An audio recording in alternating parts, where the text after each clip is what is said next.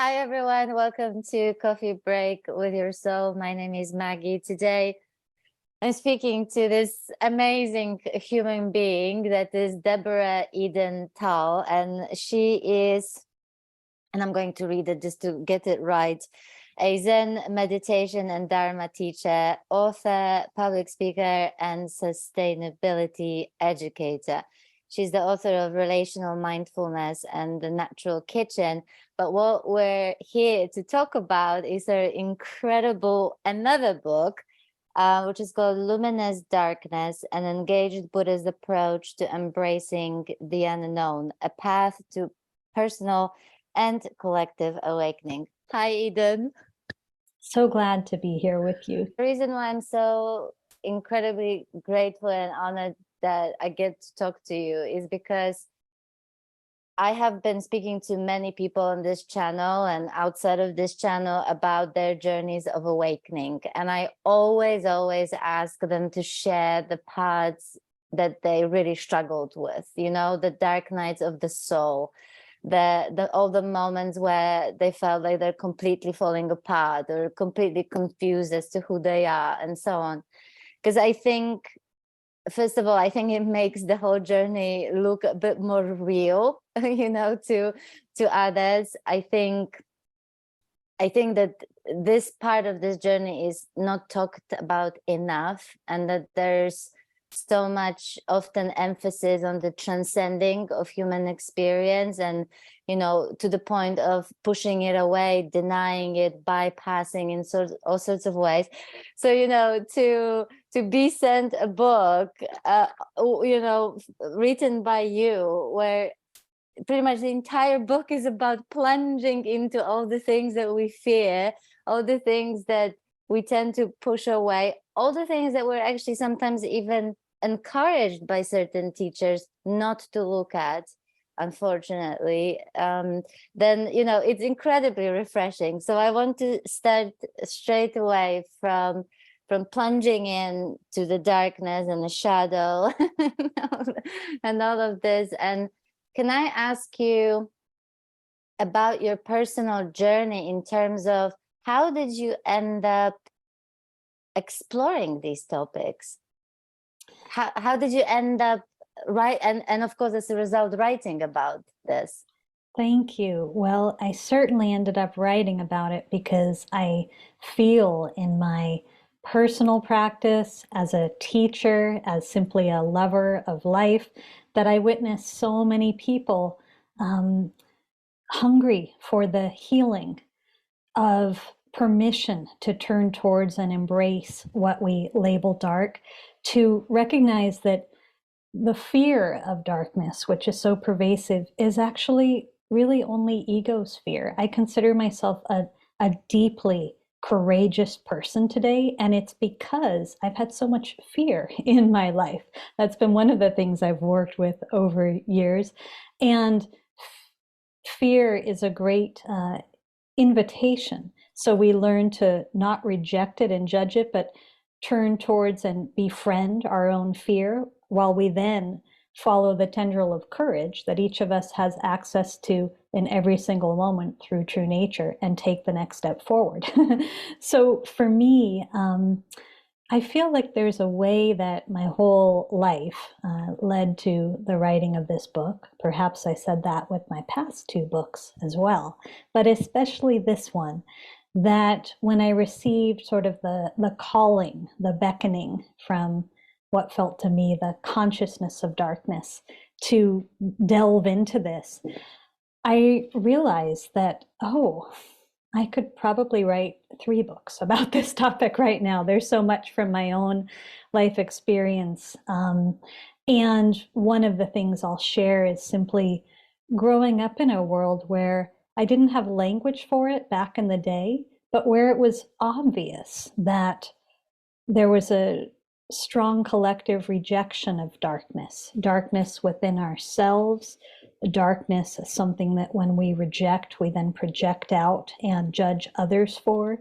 Darkness as the restorative, beyond words, full of possibility field in nature and consciousness that humans tend to push away as well in preference towards that which is appears to be set in stone and fixed and formed. And so it felt like everything in my life positioned me to love the darkness and to recognize the medicine of darkness and to have to go through the threshold of darkness many, many times. And it was this collective uh, resistance towards darkness that kind of didn't work for me. It made me feel like an outcast at times. It made me feel too sensitive at times. I wanted to speak up about this. So there's a lot I could say, but I'll start there. Yes, and it wasn't just I think you were talking about the kind of sun shining or growing up with people where it was all about looking for the silver linings and for the sort of positive way of sort of thinking and so on. And of course, you're absolutely right. We could talk so much just about the whole positivity movement or thinking positive movement, and how that also, and I believe innocently, because I believe the intentions behind it may have been good, but I think innocently it actually created that, even increase, I would say, that fear of anything that we label negative, right? Yes, that's based in duality, and duality is the building block of human suffering. So I talk in my book about growing up in the city of LA, and even though I came from a family of activists and artists and a very outside the box group of folks, there was clearly a culture that kind of quietly passed on the messaging: keep it light, stay happy all the time, push down or avoid grief. Don't bring up any difficult or confrontational conversation topic. Keep things surface. And I think I've always been a deep thinker and simply someone who's very aware. And so this sun shining didn't feel authentic to me. And I'm sure many listeners can relate in their own way. Yeah. Yes, absolutely. And we have really a limited time. I wish we could go deeply into your story, because your story alone is just so incredibly rich. And so I really, really recommend that you, if you are interested, please get this book to find out, what this journey was like for Eden. But a pivotal part, apart from your upbringing in the context of dealing with the darkness, with shadow, and so on, was your experience living as a monk. So can you tell me a little bit about what was in that practice that was perhaps missing, that you found a bit jarring, that didn't allow you to explore these areas? Sure. Well, I trained at a spiritual center that was multidimensional, like every spiritual community is. And so there were incredible gifts, really extraordinary, rich Zen Buddhist training. And at the same time, and I'd love for listeners to just reflect on this in their own way, it's really important to acknowledge the impact, even on our spiritual communities and especially on our spiritual communities, of all that's been passed down, all the conditioning that's been passed down through the legacy of patriarchy, for instance, Buddhism coming through so long from male monastic traditions, through the impact of perhaps capitalism. We could see that on the modern day mindfulness movement, the impact of a separation from the natural world that occurred for humans a long time, the impact of hierarchical perception. You with me so far? Mm-hmm. And so even where I trained, extraordinary practice on some levels, and still a center that had a very hierarchical structure. So while one of the messages was we're practicing meditation to reclaim the authority of the heart, ultimately the authority was the higher up, the teacher, and you were not given permission to actually listen to the truth of your heart. Instead, you would rely on the teachers. Does that make sense? Yes, absolutely. And I Yeah. think, I'm again, this is that topic alone is yet another topic that we could Yeah. literally do a whole Yeah. other video on, because I always, as much as I possibly can, I try to always underline that, truth is truth, and then there are perspectives and interpretations, and it's so easy to turn um, anything into another belief system, another set of Yes. rules, and which is why I always say it's listen and learn, absolutely, but um, you know keep that sovereign self, keep on coming back to ourselves, checking in with ourselves. Would you like to talk a little bit about that? Yes, I'd like to bring in the phrase spiritual sovereignty. It has to be our anchor in practice. And while it is a phenomenal gift, and it's been one of the great gifts of my lifetime, both to have incredible mentors and teachers and to be a mentor and teacher for others, it's in the alchemy of a reciprocal relationship between student and teacher or mentor and mentee that the magic happens.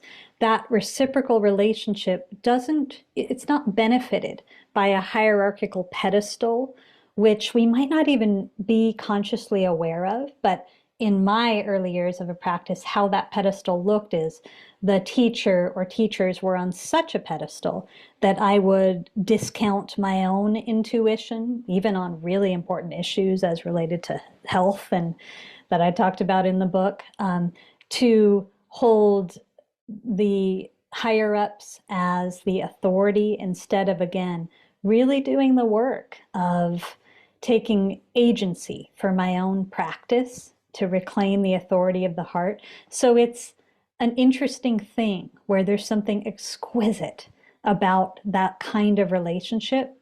Guides who have gone further than us and have the generosity of heart to guide us. And because humans are so utterly confused about power dynamics, it's just where we're at in history. We are utterly confused about power dynamics. We have to bring a more honest, as you said, and also curious heart Yes. to enter Kalyanamita, which is spiritual friendship, which is the real field where learning can occur and where a mentee can truly grow under the guidance of a mentor. It doesn't include a pedestal, though it does include Yeah. great respect and love and honor. Yeah?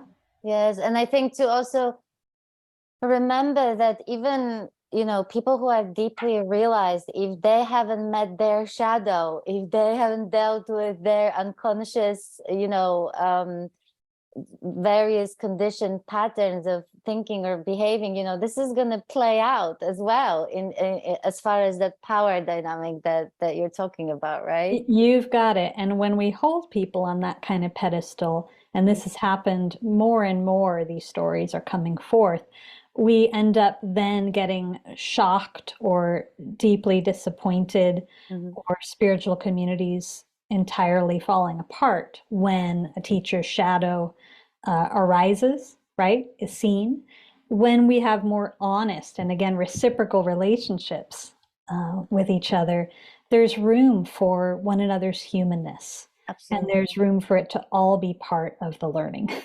Yeah. Yes, yes, which is why every time I hear a teacher that I know has a big following, or there's speaks to many people, when I see them bring their humanness to the table, when they're vulnerably and openly speak of their journey and their challenges, I am grateful every single time, because it really removes that sort of hierarchy. It really is, we're in a sense equal, right? Which fundamentally we really are, right? I'm with you. Yeah, one of the things I do in life is I guide a 6-month training called the Heart of Listening that's really for facilitators, teachers, leaders, or people aspiring to be in these roles. And it's so much about dismantling all of our ideas about the glamorization of teachers so we can embrace our full humanness.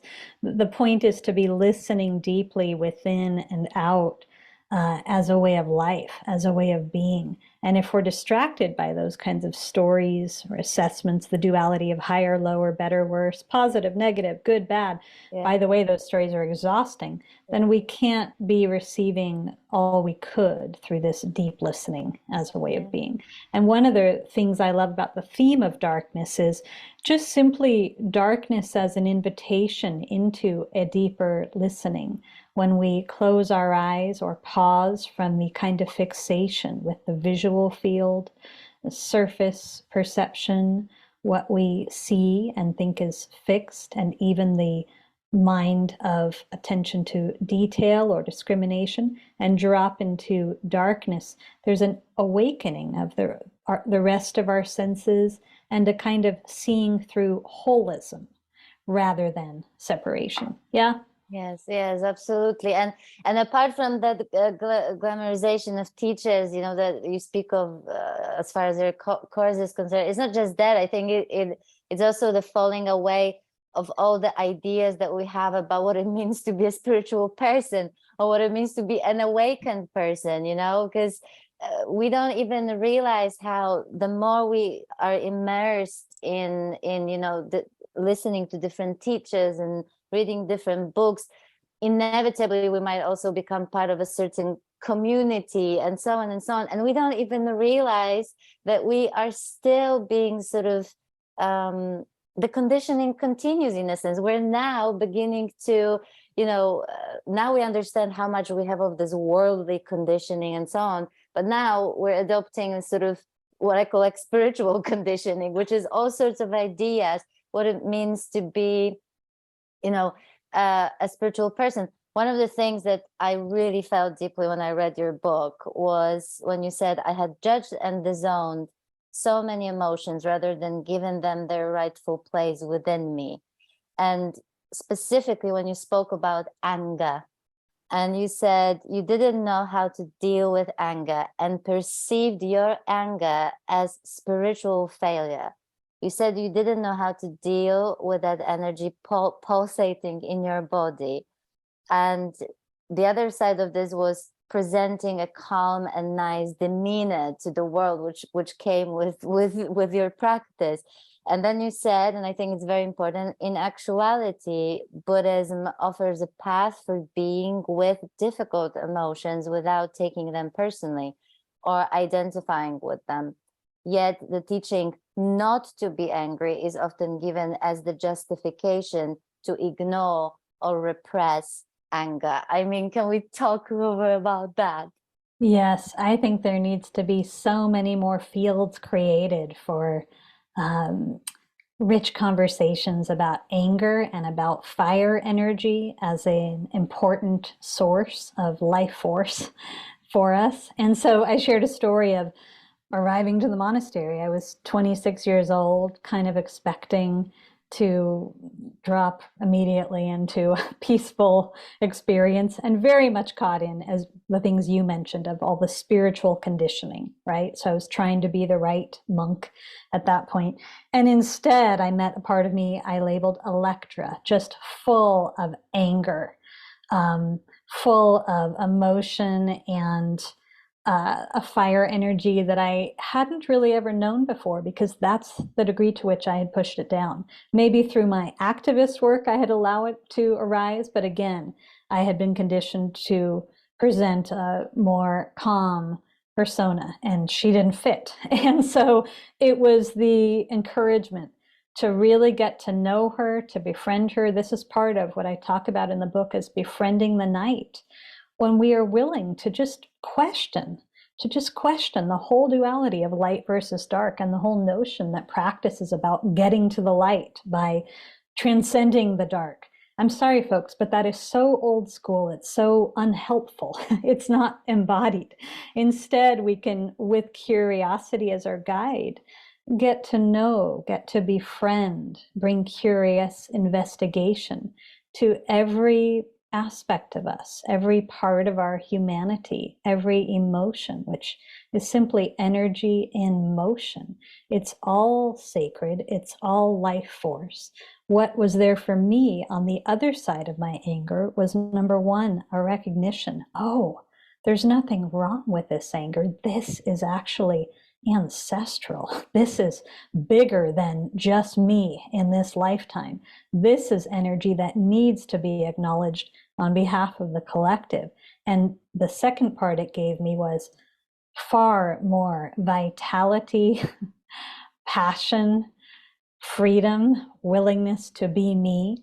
When we don't have the opportunity to consciously work with something like anger or another emotion that we might first judge, then we can't really learn what its message is, and we can't embody that energy as a welcome part of our life force. We might instead have a story that, oh, my only choices are to either cause harm out of this anger, as I've seen so many people and myself do, or repress it, right? But there are so many more choices when we're open to embracing the anger, integrating it. A lot of people have been conditioned to fear eros, which is life force, which includes passion, which includes vibrant aliveness, and instead to live a little bit numbed out. And just a little bit numbed out isn't kind when our time here is so short. Yeah, absolutely. Yeah. I mean, I see it in my work, one-on-one work, almost every single day, how so many of us in very different ways, through very different set of circumstances, that self-expression, honest and open self-expression, expression of emotion, what we're feeling, basically, even, saying it, has been stifled in so many ways, and Yes. repressed for so many years, that, I mean, it really doesn't surprise me that we end up with all sorts of physical illnesses, or mental breakdowns, or that sort of thing, because the energy has nowhere to be released. Then, well, it's going to cause havoc from sort of from within, right? It's pretty astounding. And then we don't get to live in our emotional intelligence. Um, we forget that we have access to emotional intelligence. We Yeah, need to listen to each and every one of our emotions to honor that energy in order to uh, get back in touch with skillful ways of being with and navigating and sometimes channeling that energy. In the Sangha that I guide, we both sit in meditation, and we also do practices of conscious dance, rituals for being with uh, beautiful. emotion and shadow in really embodied and healthy ways. Yeah. Beautiful, beautiful. I have a question, but before I ask that question, I want to say something. There was a pivotal moment in my journey when I was doing the inquiry into something that looked very scary and very important at the time. Like, it felt like life and death, like life or death, rather. And to the point, every question that I asked was taking me closer to what I can only describe as this abyss that was really, really scary. And the last thing that came out of that inquiry was that I was nobody. Mm. And when I allow myself to be with it and take a plunge into really what felt like a massive, massive abyss,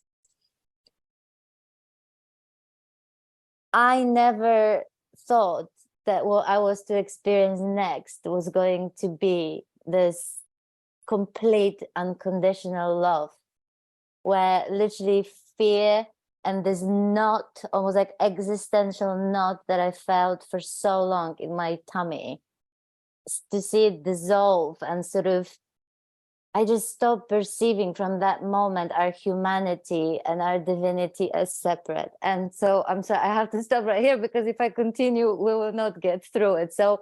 Um, so Well, my what you're question, sharing is so important. I just want to affirm, and that every experience we have and can share with one another of surrendering to that fertile void, of letting go of our Yeah. fixation with this I, separate self, and dropping into that field. It needs to be shared. So continue. And so my question is, which I'm I've been so curious to ask you this when I knew that we were going to talk, because since then I was baffled. I've been baffled as to why certain teachers completely deny this part, that that they literally encourage the denial, the not going into the anything dark, anything suffering, anything, because often this is all dismissed as just an illusion or story or belief, and it doesn't make any sense to me, because how can something that where there's no separation, where no emotion, no thought, nothing that is being experienced is separate from our true nature, then why would we want to push it? That doesn't everything want to come home to love? I mean, so I'm so curious about what are your thoughts on that? Why this part is being dismissed by so many teachers? And by the way, I'm not making it personal, I'm not being critical, it's just an observation, and I'm just really fascinated and curious as to why this is happening. Yes, yes. I'm equally fascinated. And I'm just one person, one voice on the topic, but a few layers come up for me as I take in your question. One is just, it's my sense that one of the symptoms of the dominant paradigm, one of the qualities that's very strong in the dominant paradigm is denial, just a deep-seated. It's taken a long time to get this deep-seated, a long time to become this resistant to discomfort and difficulty, to want to push it away. And I think there's also a misperception sometimes in this focus on personal awakening and this pursuit of enlightenment, which I'm happy to talk a little bit about.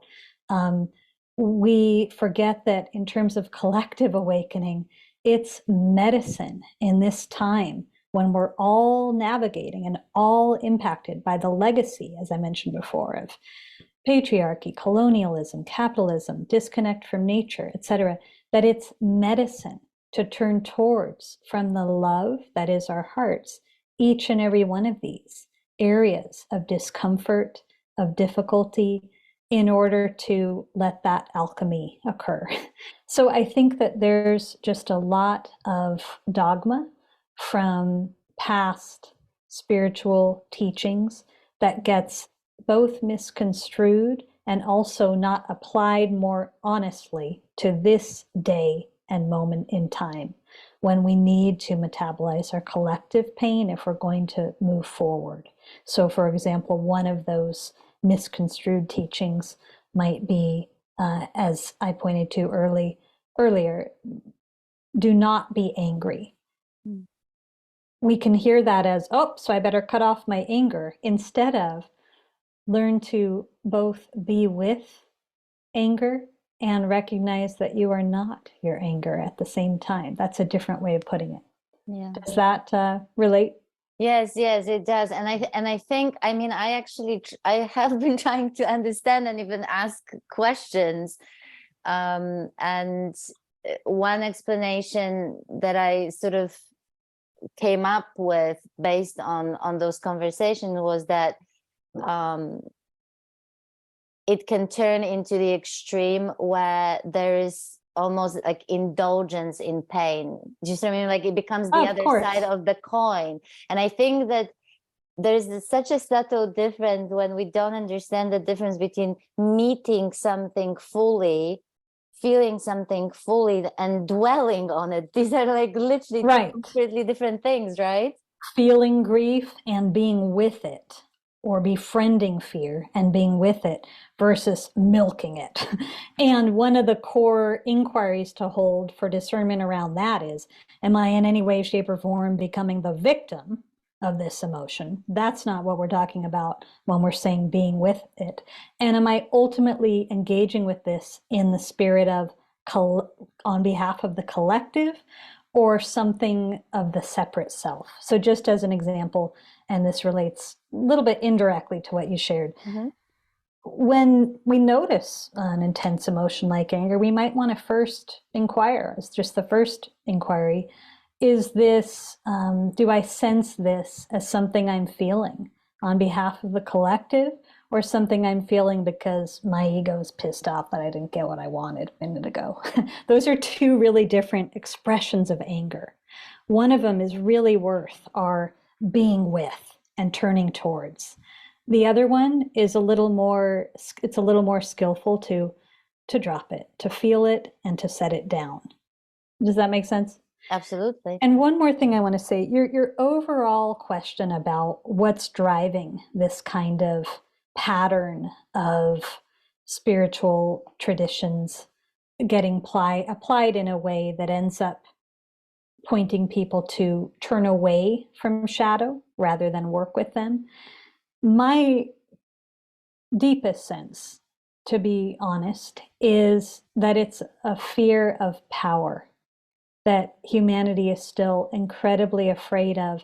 Not power as in power over. That's the old school model that's caused so much harm, but shared power, power with, really the power of, we might simply say, shared presence, or the love that is ultimately who we are. I witness both individuals on the path and communities shun from that power, turn away from it regularly. And it has to do with this, our willingness to turn towards and meet shadow as a sacred messenger. That's what it is. Because I mean, it crushes all our beliefs of separation, literally one by yes. one. Yes, And it that's, dissolves the conditional. Yes, yeah, it's and this is, I suppose that this is like, yeah, I mean, I won't even add anything to it, because you just nailed it completely. One of the things that you said in your book was that I could perceive the shadows within my human experience as equally sacred. Can you tell me at which point on your journey that sort of happened, and perhaps what happened that you saw it as sacred? Sure. First, I would say I feel that it's been a progression of experiences that have built on one another, as is often the case on the spiritual journey, that then affirm over time a clearer seeing and clearer understanding of shadow. And so then the more and more times a shadow arises, we no longer label it the same way we once did. And there's so many examples I could share. I think two things I might bring at this point are, one, in the book I talk about my journey with Lyme, that when I was a monk, I got bit by a tick without knowing it and contracted Lyme. So I had about a 10-year journey of pretty intense up and down chronic health situation that ended up being truly my greatest spiritual teacher, because when you are asked to face some of those shadows that arise with, oh my gosh, I truly don't even have the physical energy to be who I was taught I'm supposed to be here, or to show up in ways that are, for me, it's about always being of service, a contribution.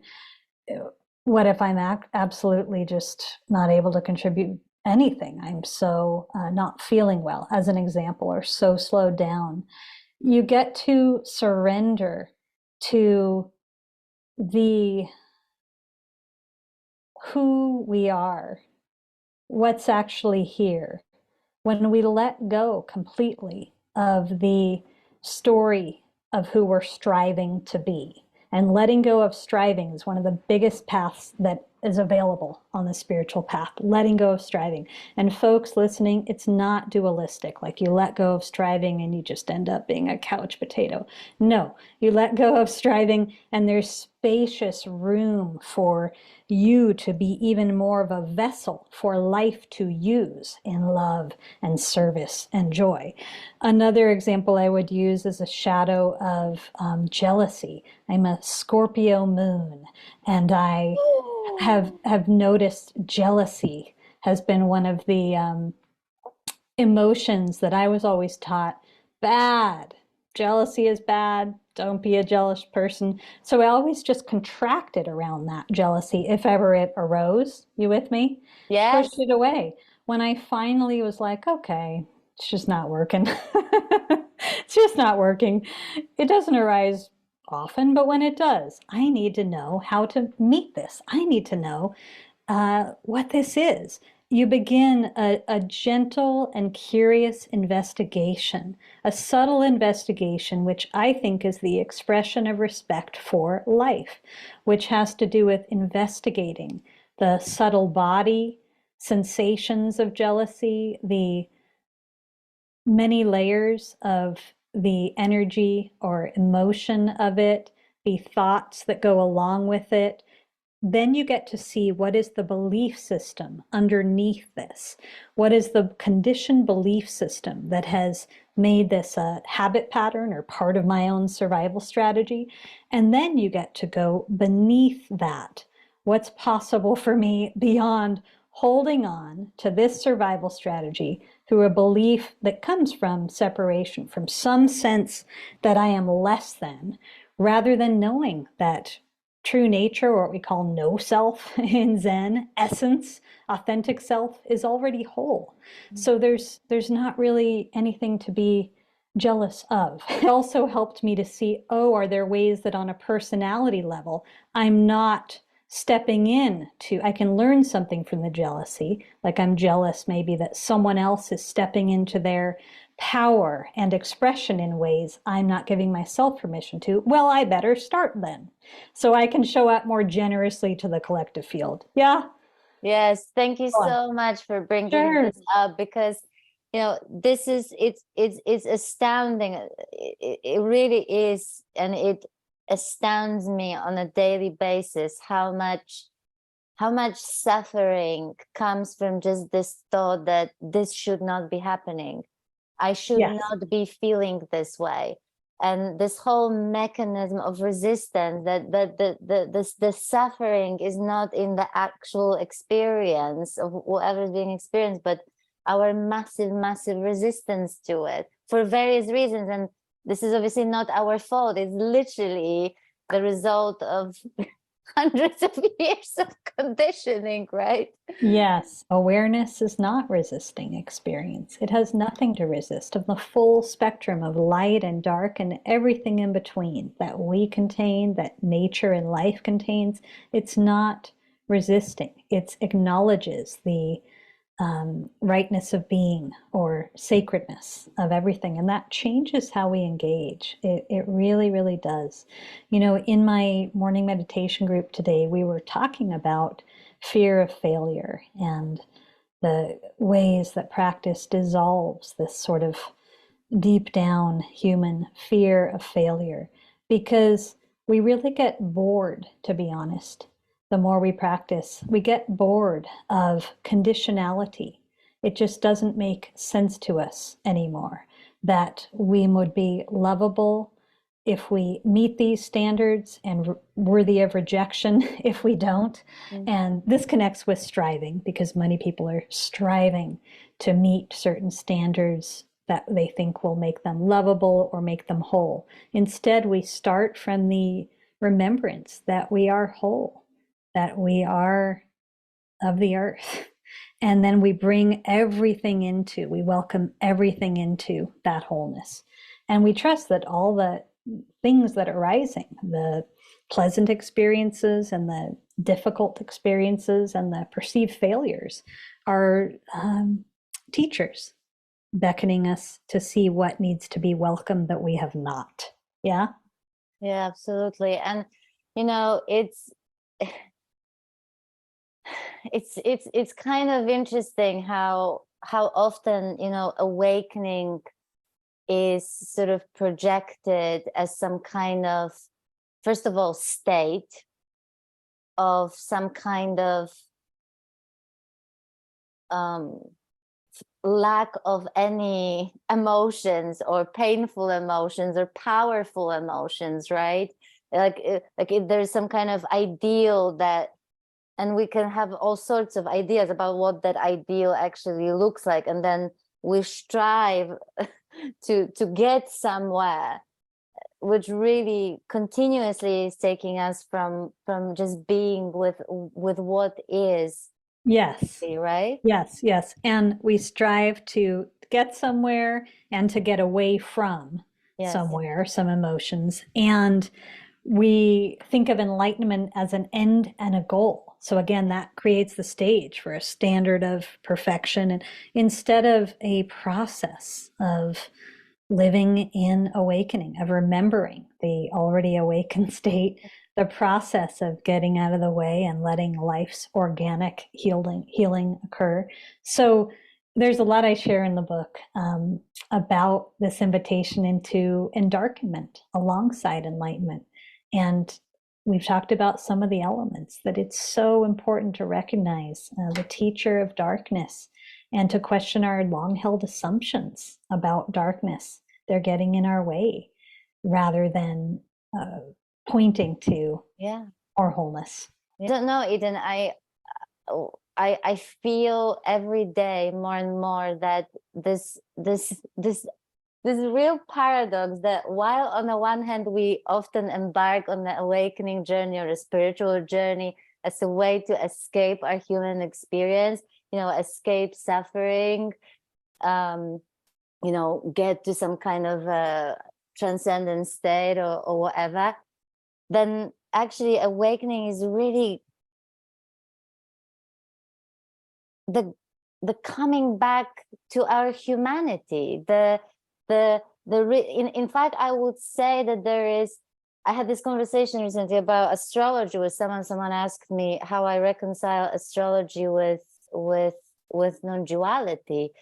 And I said that I don't need to reconcile it because I don't see our human experience and our divinity or our true nature as separate. And in fact, it actually, awakening or realization of our true nature actually makes us want to dive and even plunge deeper into our human experience and all the parts of it, and explore it and become even more intimate with this form and with all things life. I mean, I don't, what Yes, because we're then anchored in the spaciousness, the inner and interconnection, to meet it with clear seeing and to help bring healing to what needs healing. I will agree with you 100% that having an awakening experience is the easiest part.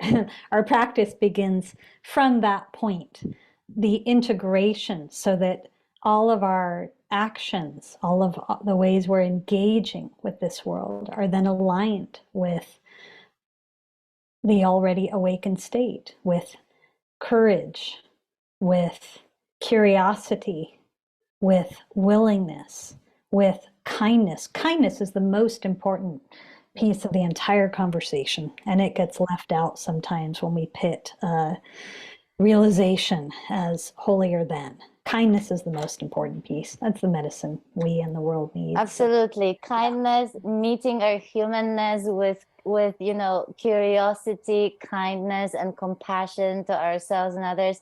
I mean, if there is any path, if that path doesn't contain heart, I personally am not interested on stepping on it.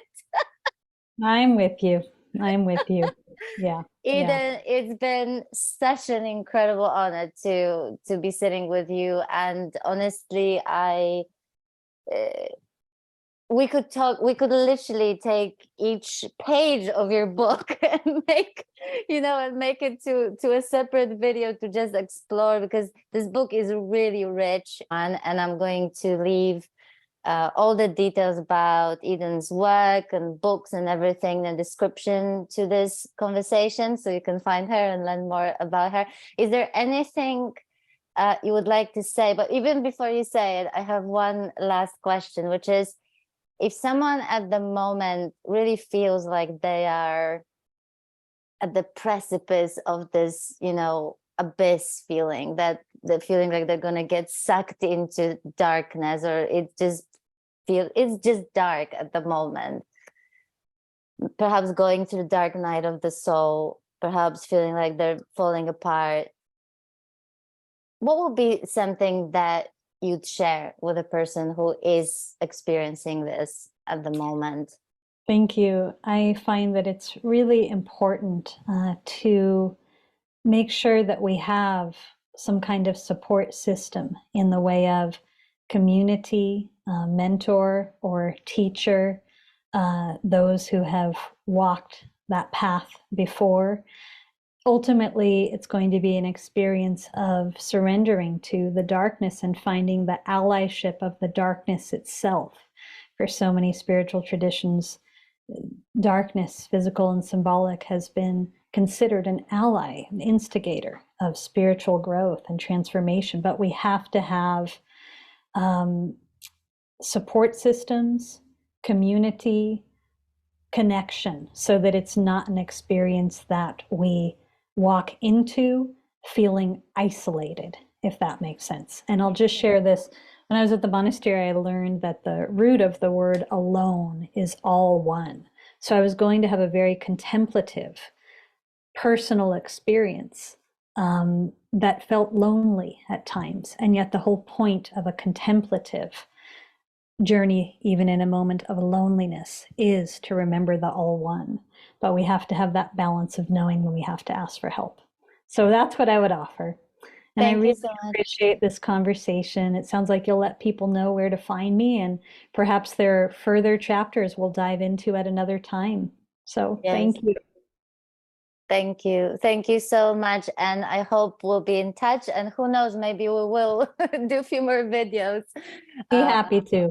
on the topics that you cover in your book. Thank you once again for your time, and I'll talk to you soon. Thank you everyone for watching. Bye. Thank you.